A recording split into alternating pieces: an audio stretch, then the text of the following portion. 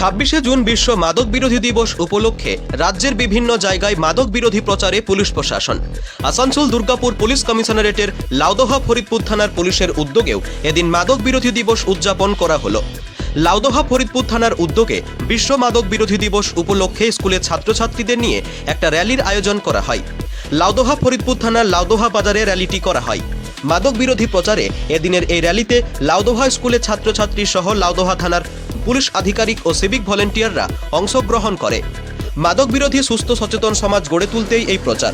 জনসাধারণের উদ্দেশ্যে পুলিশের পক্ষ থেকে বার্তা দেওয়া হয় যে মাদক যদি সমাজের মধ্যে ছেয়ে থাকে তাহলে সুস্থ সমাজ গড়ে উঠবে না।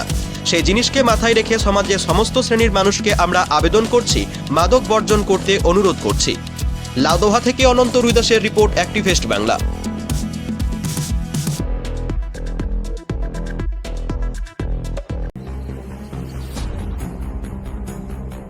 নিখোঁজ সংবাদ। অসহায় এক অন্ধ মায়ের একমাত্র সন্তান 9 বছরের শাহিদ মোল্লা গত 15 জুন বিকেল থেকে নিখোঁজ। ঘটনাটি ঘটেছে দক্ষিণ 24 পরগনার বোদরা থানা নাউরা গ্রামে। গরিব দুস্থ পরিবারের এই পুত্র সন্তানটি একমাত্র সম্বল।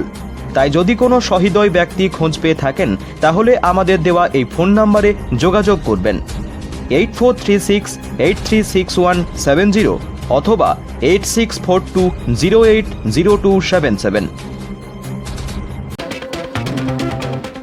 গ্রাম হোক বা শহর, জেলা থেকে রাজ্য অথবা দেশ, বিনোদন, রাজনীতি কিংবা খেলাধুলো, খুন, ধর্ষণ অথবা রাহাজানি, সব ধরনের খবরের এক্সক্লুসিভ আপডেট পেতে চোখ রাখুন আমাদের চ্যানেলে অ্যাক্টিভেস্ট বাংলা।